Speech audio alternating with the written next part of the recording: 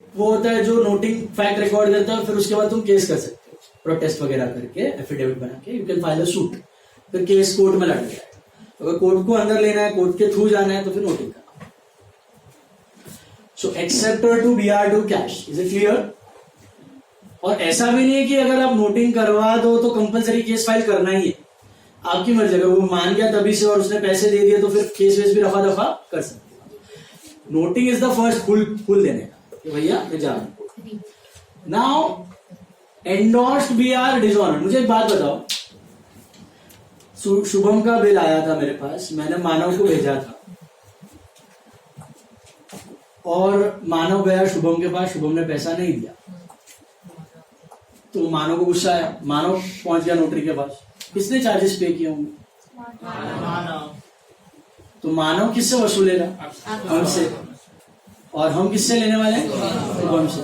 तो एंट्री क्या करनी है? देखो यही एंट्री होगी, debtor to creditor, same entry, खाली विथ नोटिंग चार्जेस, मतलब दोनों में 20,100। यहां पे हम अपने जेब से नहीं दे रहे, यहां पे हम अपने जेब से दे रहे, यहां पे हम अपने जेब से नहीं दे रहे, यहां पे किसने दिया है? मानव ने। तो हम इसमें ऐड कर देंगे कि भैया क्रेडिटर को पैसा देना है और डेटर से पैसा लेना है, लेकिन 20,000 नहीं, 20,100 रुपया। So the entry for noting charges is also debtor to creditor, debtor से लेना है, क्रेडिटर को देना। You get that? पहला और दूसरा सिनारियो में फर्क समझ में आया? पहला केस में who is paying? we are paying, and are we paying on our behalf? Are we paying for our expense or someone else's expense? इसलिए पार्टी टू कैश, हम खुद का पे करते तो expense to cash. Is this clear? क्या वो सामने वाला क्यों पैसा देगा हमारा? हम केस कर रहे हैं ना। नहीं, वो ही करेगा, वो क्यों केस करेगा? जो उसका बिल था उसको पैसा नहीं मिला ना। बट जो नहीं दे रहा है वो सामने से पैसा क्यों देगा? सर इसको बात एक मिनट, शुभम से बिल मेरे को आया, मेरे से बिल मानव को गया, मानव को पैसा चाहिए ना, तो उसको नहीं मिला ना, बिल बाउंस हो गया, तो he can file a suit. जरूरी नहीं कि मैं ही करूं, शुभम नहीं, मानव। मानव आपसे लेगा, मानव मेरे से लेगा और मैं शुभम से वसूलेगा। उसको हम कैंसिल नहीं देगा, देगा, क्योंकि गलती किसकी थी? शुभम की थी ना, मिस्टेक किसका था? इसके लिए तो हमें भागम दौड़ी करनी पड़ी ना। केस क्यों हुआ? इसने पे नहीं किया इसके लिए, दैट्स फॉल्ट उसका है ना, डेटर का। Debtor has to compensate everyone. Now Shubham नहीं, डेटर।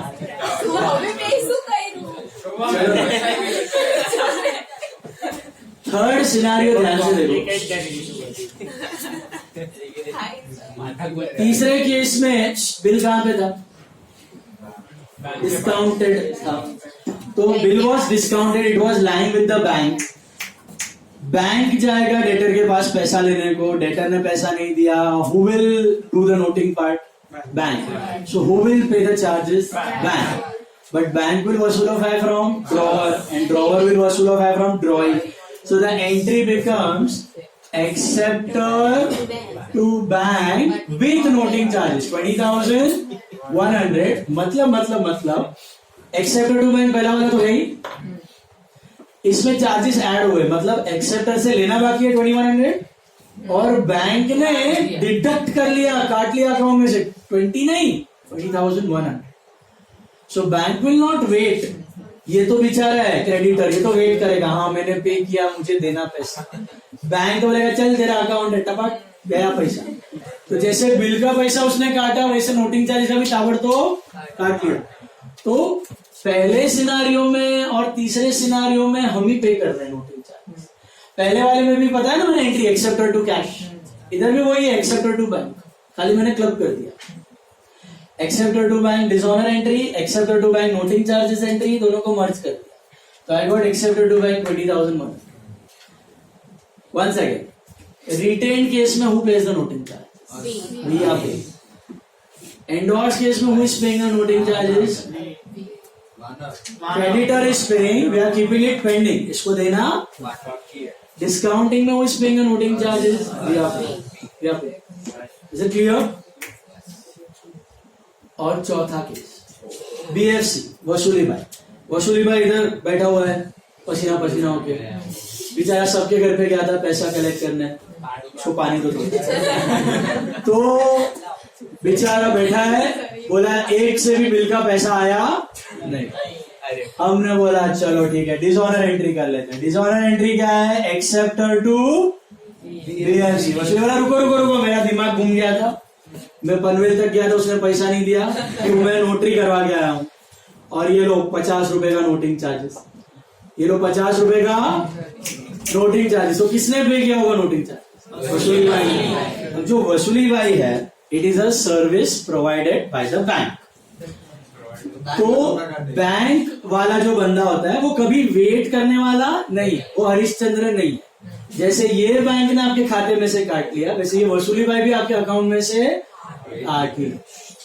तो इनडायरेक्टली भले ही उसने पे किया बट तुरंत अपने अकाउंट से डिडक्ट कर लेगा। तो यहां पर फोर्थ केस में भी who is paying the noting charges? तो what is the entry? We are paying someone else's expense acceptor to bank. तो acceptor to BFC, acceptor to bank, तो acceptor to BFC to bank. 20,100, 20,000 and 1 means acceptor से कितना लेना बाकी है? 20,000। वसूली भाई सेटल 20,000 देने की जरूरत नहीं है। To bank 100। अभी गम्मत देखो, बैंक एक ही इंस्टीट्यूशन है लेकिन उसके नाम के दो अकाउंट्स हैं, एक BFC और एक bank. BFC represents the agent वसूली भाई and this bank is our current account, वहां से पैसा कट गया। तो इन शॉर्ट 4 में से 3 सिचुएशंस में who is paying the noting charges? On whose behalf? Acceptor's drawee's behalf. Rent हमारा एक्सपेंस, हम रेंट पे करते हैं तो रेंट टू कैश, हम उसके बिहाफ पे कर रहे हैं तो पार्टी टू कैश। तो पार्टी टू कैश, इधर भी पार्टी टू कैश, इधर भी पार्टी टू कैश, इधर भी पार्टी टू कैश। खाली एक केस में हम पे नहीं कर रहे हैं, that is what? End of. उसमें कौन पे कर रहा है? Credit, and we are keeping it pending. तो what is your retained bill dishonoured with noting charges? Acceptor to BR to cash. Amount कैसे लिखने समझ में आ रहा है? एक्सेप्टर में कितना लिखोगे? पूरा विथ नोटिंग चार्जेस। यहाँ पे 20, यहाँ पे 100। अच्छा, यहाँ पे debtor to credit, acceptor to endorsee, how much? 20,000। इससे लेना है उसको देना है। यहाँ पे एक्सेप्टर टू बैंक 20,100। क्यों समझ में आया इसका लॉजिक? क्या क्या क्या क्या? बैंक अकाउंट बैंक में से डिडक्ट हो गया, कट गया पैसा कितना? और एक्सेप्टर से कितना लेना है? 20,000। और यहाँ पे acceptor to BFC। Don't add, गड़बड़ यहाँ पे होती है स्टूडेंट्स की, यहाँ पे गड़बड़ हो जाती है। यहाँ पे स्टूडेंट्स क्या करते हैं? They add to BFC। Is it correct to add to BFC? No. BFC है ना, जितने से डेबिट हुआ है उतने से क्रेडिट होगा। डेबिट कितने से हुआ था? 20 से, तो क्रेडिट भी कितने से होगा? 20 से।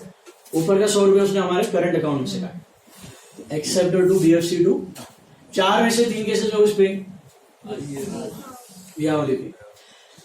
अरे एक केस में पेंडिंग रखा है, किसमें? क्रेडिटर। समझ में आया?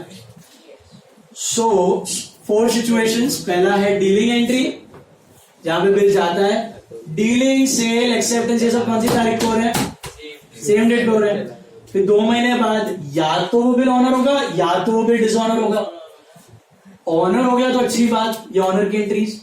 डिसऑनर हुआ तो 2 possibility, either out of court और थ्रू कोर्ट एंड नोटिंग के साथ। तो ये विदाउट नोटिंग चार्जेस, ये with correct. Give you 2 minutes, please go through the entire table till now. The last part है, लास्ट पार्ट बाकी है पीछे का। ये देख लो पहले ध्यान से।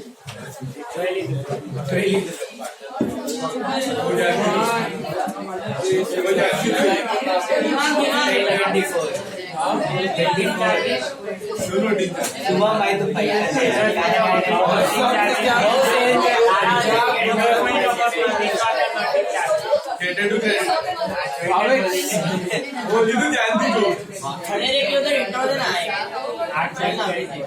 अरे यार मेरे को इसका लेना है, हमारा क्या लेना है? पैसा पैसा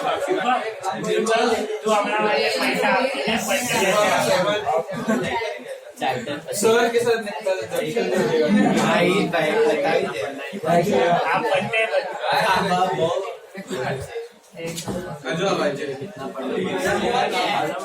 ऑल गुड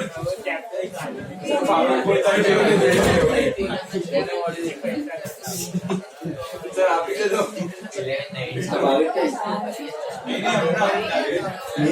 हाँ आप एक welcome to my channel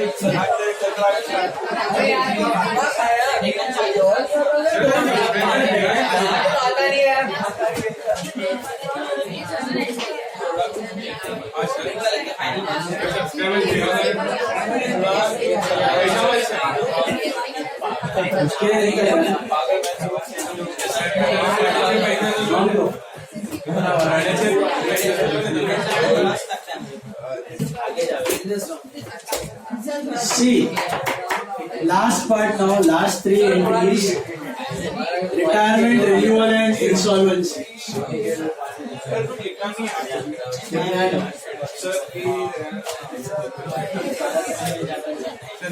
See, be quiet. देखा वो टेबल देखा सबने? अभी ये टेबल आगे ये कोर था. अभी नेक्स्ट एंट्रीज आराम से आ जाएंगे. देख लो. सबसे 7th केस दिया हुआ आपको रिटायरमेंट. रिटायरमेंट का मतलब क्या होता है? मैंने बताया था, bill is paid before the due. तो वो ऑनर हो गया.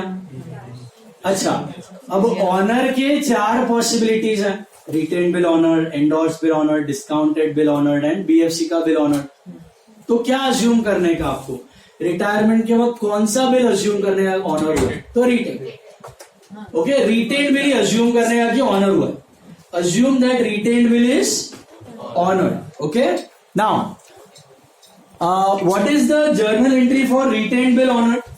देखो, retained bill में क्या हुआ था? मैं शुभम के पास गया था, पैसा आया, बिल दिया. What is the entry? Cash to BR. Cash to Shubham. Cash to BR. पैसा आया, BR घटा. लेकिन टाइम से पहले आया तो क्या अलाउ करना पड़ेगा? डिस्काउंट. तो एंट्री होगी कैश. डिस्काउंट लिखो या फिर रिबेट लिखो, एक ही बात है. टू बीआर मतलब बीआर था समझो 20,000 का, टाइम से पहले दिया 19,800, 200 रुपया डिस्काउंट. डिस्काउंट और रिबेट में ना थोड़ा सा फर्क होता है. देखो, डिस्काउंट का मतलब होता है कि मुझे लेने थे 20, उसने दिया 19,800, 200 रुपया डिस्काउंट. रिबेट का मतलब होता है मैंने उससे 20 लिया और 200 वापस दिया, उसको रिबेट बोलते हैं. बट यहाँ पे दोनों इंटरचेंजेबल है, आपको टेंशन लेने की जरूरत नहीं है. आप डिस्काउंट लिखो या रिबेट लिखो, दोनों राइट है. बट बोर्ड ऐसा टेंडेंसी देखा हुआ है सोल्यूशंस वगैरह में, दे यूज रिबेट मोर. तो it's better if you right rebate. बाकी दोनों का मीनिंग सिमिलर ही कंसिडर करना. ठीक है, रॉन्ग नहीं देंगे. बेटर टर्म है rebate for retire. So cash discount to BR के जगह better write cash rebate to. Entry समझ आई? ये कौन सा केस लिया है हमने? रिटायरमेंट में कौन सा सिचुएशन है? Retain, endorse, discounted. Retain. What if endorsed BR is retired? आपका कुछ लेना देना उसको देना होगा तो देगा डिस्काउंट. बराबर है, अपने कुछ करना नहीं है. What if BF bank discounting bill is retired? Bank करेगा, अपने कुछ करना नहीं है. व्हाट इफ बीएफसी का bill is retired? Cash discount BFC. और भी कुछ है. वसूली भाई टाइम से पहला पैसा है. Discount charges to BFC. हाँ, उसका एंट्री देखो ना क्या है? बीएफसी का बिल.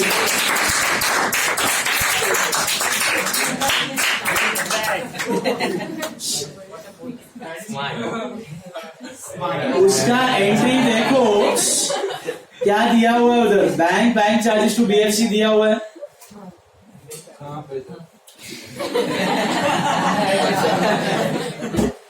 मिला क्या?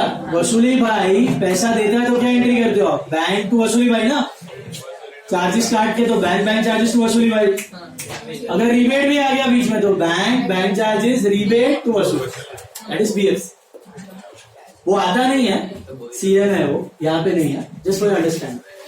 Okay, now renewal. इसका opposite is renewal. You remember what was renewal? Extension of the period of the bill. It included 4 steps. 4 steps थे इसके अंदर. पहला स्टेप ओल्ड बिल कैंसिल. ये अलग है, ये अलग है बॉस.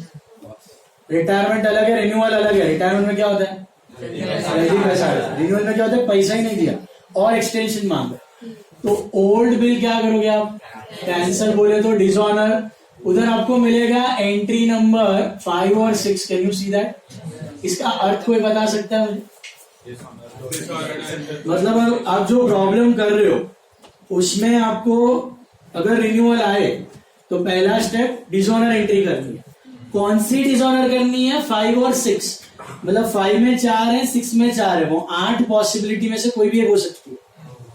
वो आपको प्रॉब्लम के हिसाब से देखना है. एंडोर्स बीआर डिसऑनर्ड है, या रिटेन बीआर डिसऑनर्ड है, या डिस्काउंटेड बीआर डिसऑनर्ड है, या बीएफसी का बीआर डिसऑनर्ड है, विथ नोटिंग चार्जेस है या विदाउट नोटिंग चार्जेस. तो वो प्रॉब्लम में मेंशन करके दिया हो. तो जो अगर प्रॉब्लम में एंडोर्स का केस चल रहा है तो आप कौन सी डिसऑनर करोगे? Endorsed bill dishonour. अगर प्रॉब्लम में डिस्काउंटिंग का केस चल रहा है तो कौन सी करोगे? Discounted bill dishonour. और नोटिंग चार्जेस भी है तो discounted bill dishonour with noting charges. तो वो 8 में से कोई भी एक एंट्री आ सकती है, इसलिए वहां पे लिखा हुआ है एंट्री नंबर 5 और 6. दूसरा पार्ट आता है पार्ट पेमेंट. याद है पार्ट पेमेंट? पार्ट पेमेंट में आप ट्राई करो कितना पैसा ले सकते हो. अब गम्मत देखो, जैसे बिल डिसऑनर होता है ना, एक्सेप्टर डेबिट हो जाता है. देखो 8 के 8 एंट्रीज में एक्सेप्टर डेबिट हो रहा है. Means what? BR is no more our asset. Who is our asset? Acceptor, debtor. तो पार्ट पेमेंट लेते वक्त क्या एंट्री करो? कैश टू बीआर या cash to debtor? Why not cash to BR? BR is gone. तो ये बहुत important की पॉइंट है. क्या ध्यान रखना है आपको कि अगर आपका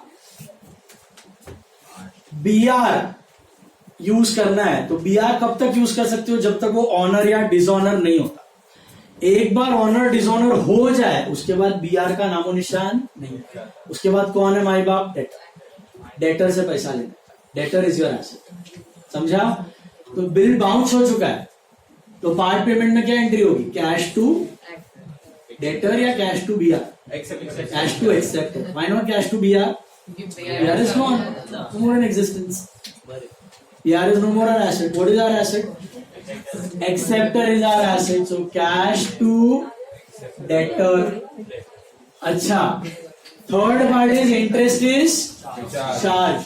अच्छा, इंटरेस्ट चार्ज का मतलब होता है interest receivable. It's not interest received, it is interest receivable. Means 20,000 का बिल था, बाउंस हो गया. हमने बोला कुछ तो दे, उसने बोला 5,000 दे दो, तो हमने ले लिया 5. बचे कितने? बोला कब देगा? 3 महीने बाद दूंगा. तो 15,000 is getting an extension of 3 months.